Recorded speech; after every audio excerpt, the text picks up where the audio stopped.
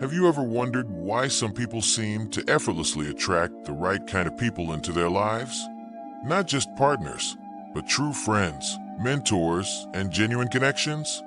It's like they have a secret formula, a magnetic pull that brings in people who respect them, support them, and just get them.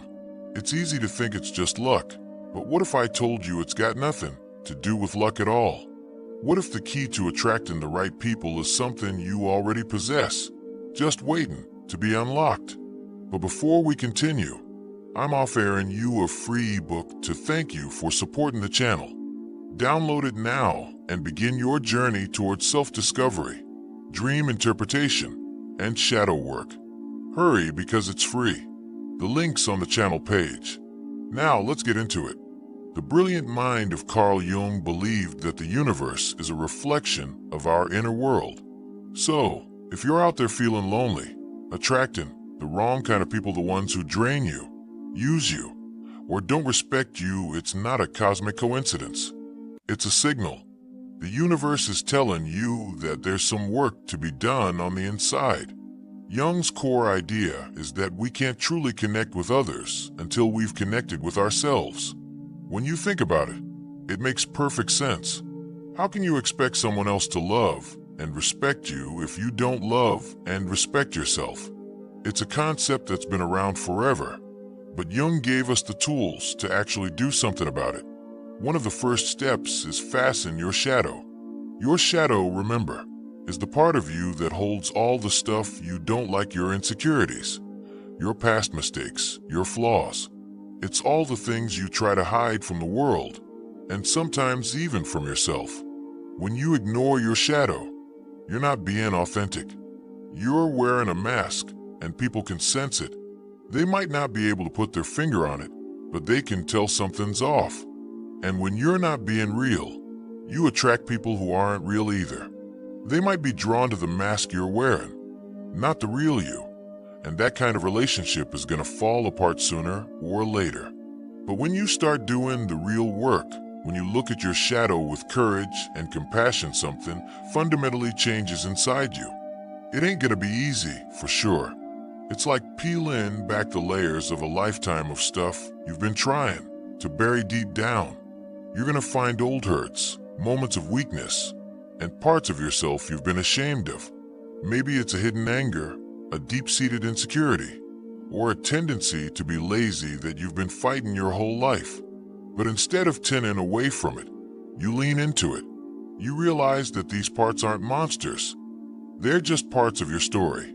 You start to see that your flaws don't make you unlovable or broken. They just make you human. Every person on this planet has them. It's the difference between seeing a crack in a beautiful vase and seeing a scar from a hard-fought battle.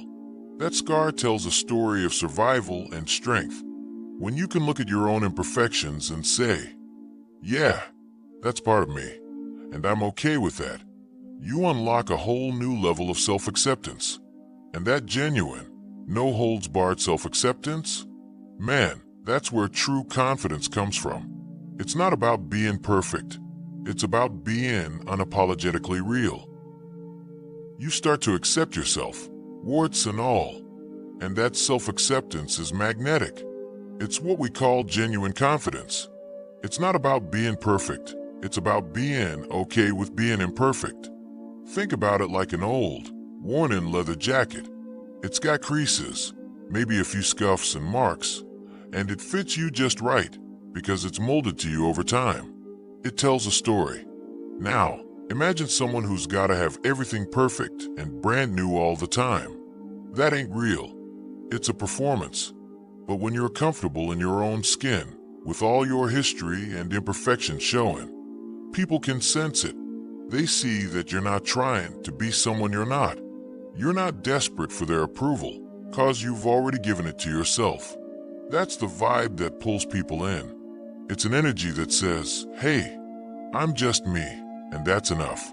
And when you put that out there, you're going to attract people who are also looking for something real and authentic in their own lives. People are drawn to that kind of honesty. They see that you're comfortable in your own skin, and it gives them permission to be comfortable in theirs too.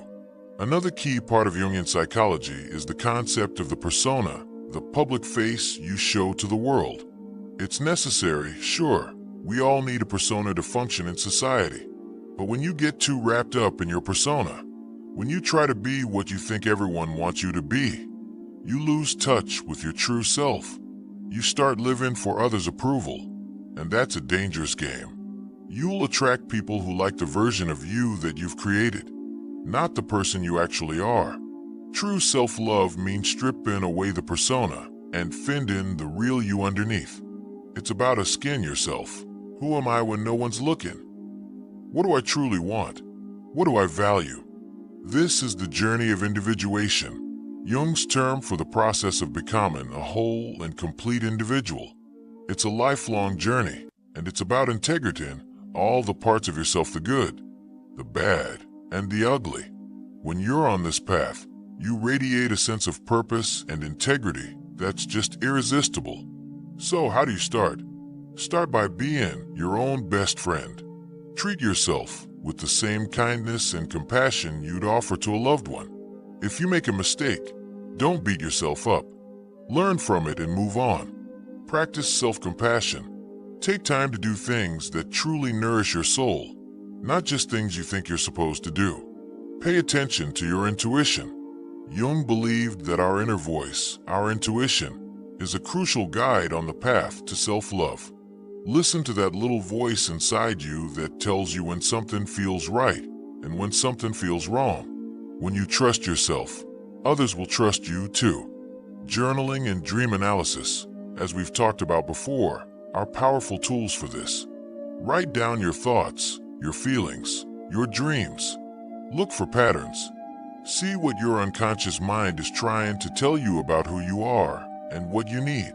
The more you know yourself, the more you can truly love yourself. And when you love yourself, something magical happens. The frequency of your energy changes. You stop being desperate for attention or approval because you're already filling your own cup.